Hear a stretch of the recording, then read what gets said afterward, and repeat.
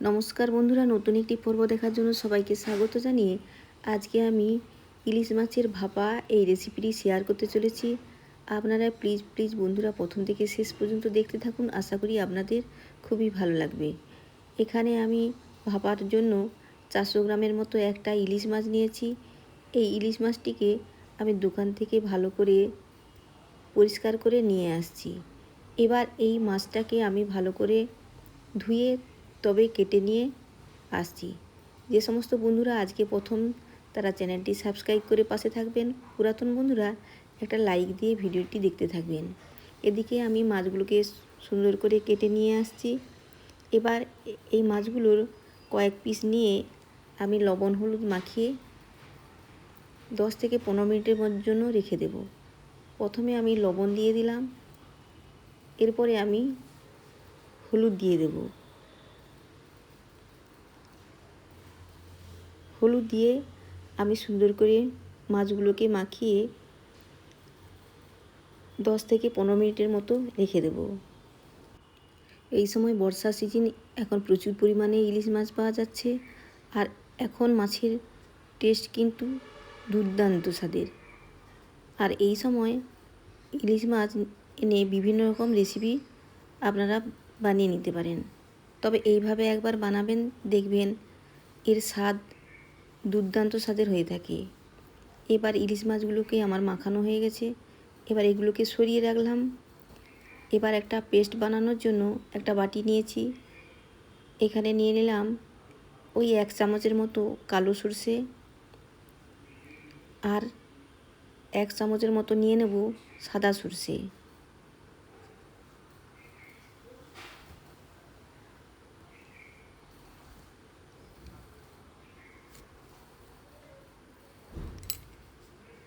এরপরে আমি দিয়ে দিলাম কিছুটা পরিমাণ জল।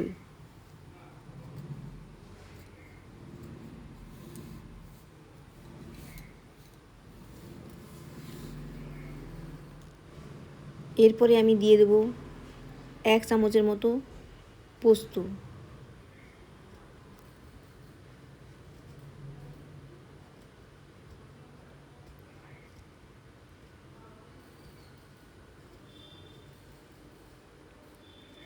এটাকে আমি ভালো করে একটু নেড়ে চেড়ে ওই 10 মিনিটের মতো ভিজিয়ে রাখবো।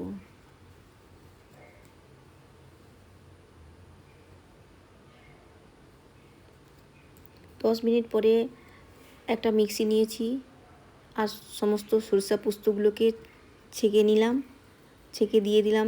এবার কিছুটা পরিমাণ কাজু বাদাম ভেজানো ছিল সেটা দিয়ে দিলাম। এবার এতে দিয়ে দেব কয়েকটা কাঁচা লঙ্কা। আমি এখানে গোটা 6 কাঁচা লঙ্কা দিয়েছি, আর দিয়ে দিলাম কিছুটা পরিমাণ নারিকেল। এর সঙ্গে আমি একটা টমেটো কুচিয়ে রেখেছি, সেই কুচানো টমেটো আমি এখানে দিয়ে দিচ্ছি।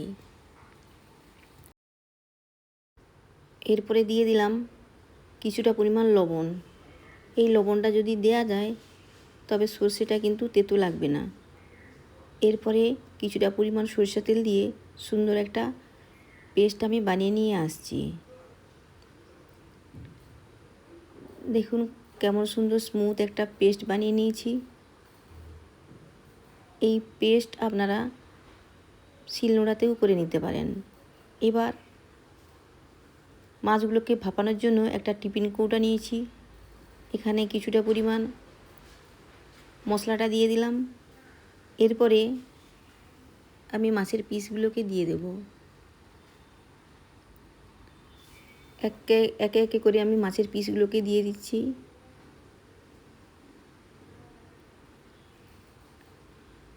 এরপরে আবারও কিছুটা পরিমাণ মশলা আমি দিয়ে দিচ্ছি।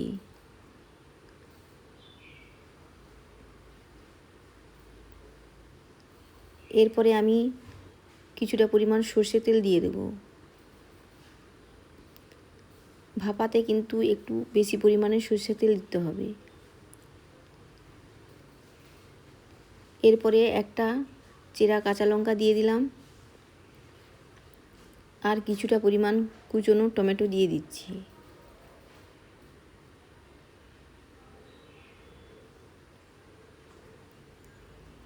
এরপরে ঢাকনা চাপা দিয়ে আমি এটাকে ভাপিয়ে নেব। গ্যাসের কাছে আমি চলে এলাম। আগে থেকে গ্যাসের উপরে একটা কড়াই বসিয়ে কিছুটা পরিমাণ জল দিয়ে তাতে একটা স্ট্যান্ড দিয়েছিলাম। জলটা গরম হওয়ার পরে আমি টিফিন কৌটাকে বসিয়ে দিলাম। এবার উপরে একটা ঢাকনা চাপা দিয়ে দিলাম।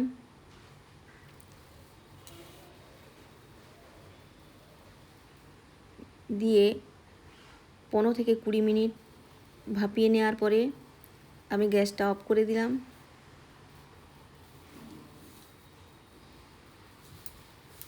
এরপরে আমি ঢাকনা খুলে নিয়ে কেটলিটাকে আমি নামিয়ে রাখলাম।